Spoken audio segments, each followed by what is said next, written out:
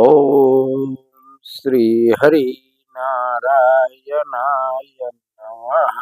माघ महीने का और शिशिर ऋतु में गुरुवार को एकादशी तिथि पड़ जाए तो यह बड़ा ही दुर्लभ संयोग माना गया है। यह समस्त दोषों का निवारण करने वाला होता है, जैसा कि पद्म पुराण में इसका चर्चा है और उसमें बताया गया है। कृष्ण कृष्ण कृपालस्तुअम गतीनां गतिर्भव संसारार्वमग्नानां प्रसीद पुरुषोत्तम। नमस्ते पुंडरीकाक्ष नमस्ते विश्वभावनः सुब्रह्मण्याय नमस्तुते महापुरुष पूर्वज गृहाणर्घ मया दत्तं लक्ष्म्या सह जगतपते। अर्थात सुबह अरुणोदय के समय स्नान करके उगते हुए सूर्य के समक्ष उनको अर्घ देते हुए मन में यह संकल्प करना चाहिए कि मेरे तमाम दोषों का आप हरण करने वाले हैं, आप ही जगत पति हैं, सबका संचालन आपके माध्यम से होता है, आप ही प्रत्यक्ष नारायण हैं। इस रहस्य को भगवान कृष्ण ने युधिष्ठिर को बताया था और सभी भाइयों के साथ, परिवार के साथ, द्रौपदी सहित वे इस उत्तम अनुष्ठान को किए और सब कुछ प्राप्त हो गए। पांडवों ने कृष्ण के समक्ष प्रश्न किया कि आखिर इसका महत्व क्या है, इसका नामकरण क्या है, किसने सर्वप्रथम किया था। भगवान बताते हैं, माघ मास के शुक्ल पक्ष की एकादशी यदि गुरुवार पड़ जाए तो उसे जया नाम से जानी जाती है। यह समस्त दोषों को, यहाँ तक ब्रह्म हत्या जैसे पाप को भी विनष्ट कर देता है। तुम्हें एक उत्तम रहस्यपूर्ण कथा मैं बताता हूँ। स्वर्गलोक में एक बार देवराज इंद्र देवगण सहित पारिजात वृक्ष के निकट नंदनवन में अप्सराओं के साथ विहार कर रहे थे। वहां गंधर्व गायन कर रहे थे। लगता था कि प्रकृति वहां उस समय मंत्रमुग्ध हो गई थी।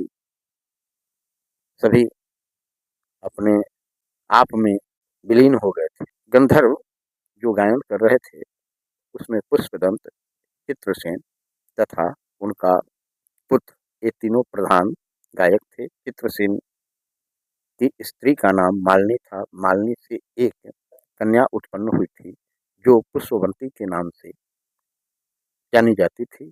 पुष्पदंत गंधर्व के एक पुत्र था, से लोग माल्यवान कहते थे। माल्यवान पुष्पवंती के रूप में और सौंदर्य पर सम्मोहित था।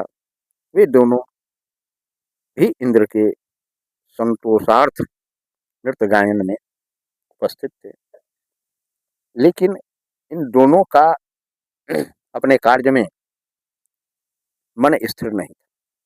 इस बात को इंद्र समझ गए और उन दोनों को उन्होंने श्राप दे दिया कि जाओ, तेरा दंड यही है कि तुम 50 योनि को प्राप्त कर लो। लज्जित अपमानित होकर के वे दोनों हिमालय की कंदरा पर जाकर के चिंतन करने लगे कि क्या किया जाए। जब माघ शुक्ल पक्ष की एकादशी तिथि जैसा इस बार संयोग बना है, वही अमृतदायक योग उन्हें प्राप्त हुआ। वे लोग ब्रह्म मुहूर्त में उठ करके स्नान वगैरह करके श्री हरि नारायण के सेवा में मन से, वचन से, क्रम से, संपूर्ण इंद्रियों के साथ तत्पर हो। अगले दिन द्वादशी का सूर्योदय हुआ। एक कामधेनु गाय वहां आई और स्वतः दूध प्रदान कर दी। एक तुलसी दल भी का दोपत्र मिला, उनको लेकर के वे लोग पालन कर ली। उनका सारा श्राप और दोष तत्क्षण समाप्त हो गया। पहले से ज्यादा ही सौंदर्यवान हो गए। वहां एक पुष्पक विमान आया, उस पर दोनों आरूढ़ होकर के इंद्र के पास पहुंचे। इंद्र को बड़ा आश्चर्य हुआ। बताओ तुम लोग कैसे मेरे श्राप से मुक्त हुए।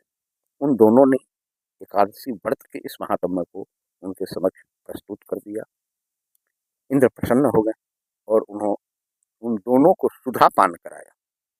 उसके बाद वे और कांतिमान हो गए। जो माघ शुक्ल पक्ष एकादशी को इस उत्तम व्रत का आचरण करता है यथासाध्य, वह समस्त दोषों से विनष्ट हो जाता है। यूं कहा जाए कि वह श्री हरि नारायण का अंतः पार्षद बन जाता है।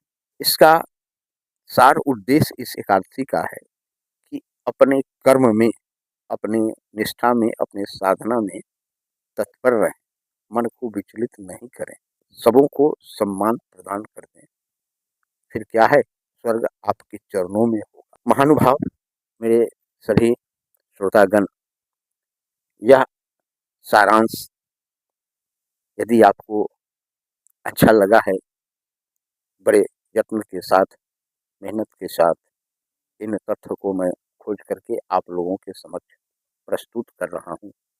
जितना संभव हो सके इसे लाइक करें एवं अपने सज्जनों के बीच प्रसारित करने का कष्ट करें। यह आभार एकादशी के पुण्य से कम नहीं होगा। श्री हरि नारायणाय नमः। ओम श्री हरि नारायणाय नमः।